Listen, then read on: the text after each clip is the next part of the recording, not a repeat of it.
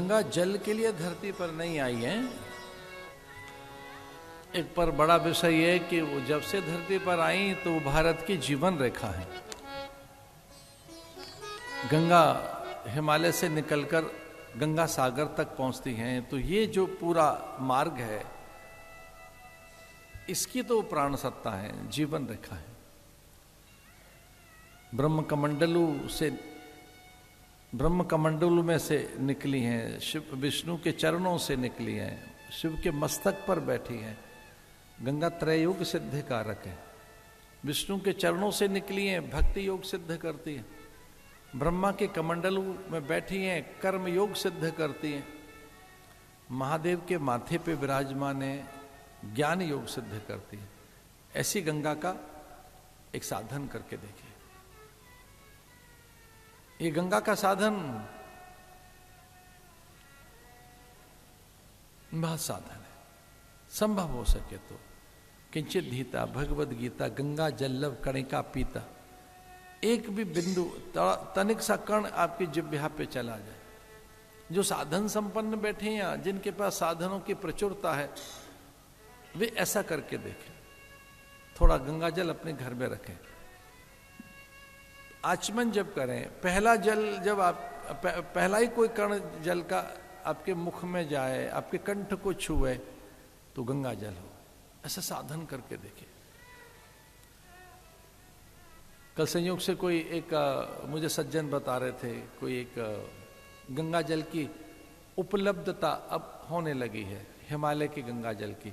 यद्यपि वो एक व्यावसायिक उनका कोई दृष्टिकोण है, पर 100% ये शुद्ध कोई जल वो उपलब्ध करा रहे हैं पूरे भारत में। कोई एक है, सर्च इंजन पर ढूंढा जा सकता है गंगा जल कहाँ से उपलब्ध होगा, और वो उन्होंने उसकी बनाए हैं। तो ऐसे 200 ml 500 ml और ऐसे एक पूरा बॉटल बनाई है कि वो पहुंचा सकें। उसकी प्रामाणिकता की बात कह रहे हैं। अब वो भगवान उनकी बातों में सत्यता प्रकट कर रहे हैं, पर हाँ वो उपलब्ध तो करा रहे हैं व्रत के लिए, जप के लिए। किसी ने ऐसा करना हो साधन के लिए, करके देखिए। गौ का व्रत लेकर देखो, गौ के पदार्थ लेंगे। सूर्य का व्रत करके देखो। इनके यहाँ गंगा सूर्य और गौ से ही सिद्धि आई है। मानवो वंश, राम के पूरे पूर्वजों के पास ये महान 3 ही व्रत रहे। गंगा का व्रत रहा है, सूर्य का व्रत रहा है, गौ का व्रत रहा है। ये लेकर आइए व्रत, मानताएं जगेंगे आपके भीतर। अगर गौ का व्रत आपके पास आ गया कि गौ ग्रास देंगे, थोड़ा गंगा जल का आचमन करेंगे, सूर्य को अर्घ देंगे, अतिथि अभ्यागत आगत को भोजन कराने के बाद हम ग्रहण करेंगे, अथवा भोग लगाने के बाद सेवा का व्रत लीजिए। आज तक उनकी कीर्ति खंडित नहीं हुई, अक्षुण कीर्ति है। राम आए, भगवान स्वयं चले आए, उस कुल में चले आए, उस पूरे के पूरे उन व्रतियों के मध्य में चले आए। राम भय प्रगट कृपाला दीन दयाला वह आए हैं। और फिर उन जैसा कोई चरित्र नहीं, उन जैसा शील संयम सदाचार, उन जैसी मर्यादा, उन जैसा त्याग नहीं। वो हमारी संस्कृति के अप्रतिम प्रतिमान हैं। उनके आगे सारे मूल्य मानक सब छोटे हो जाते हैं। उनके आगे कोई टिकता नहीं है, कहीं भी कैसे भी नहीं टिकता है।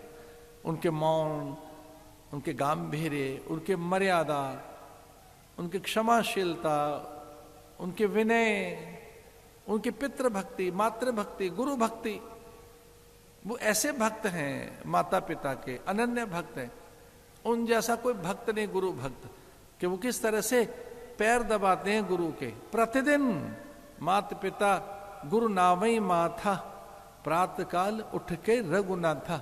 उनका व्रत है कि प्रातः काल उठकर माता पिता के चरण छूने, गुरु के पैर दबाने, विश्वामित्र के, वशिष्ठ के, वामदेव, जाबाल। अरे कौन उनके संपर्क में नहीं आया? भारद्वाज, सरभंग, अगस्त, वाल्मीकि।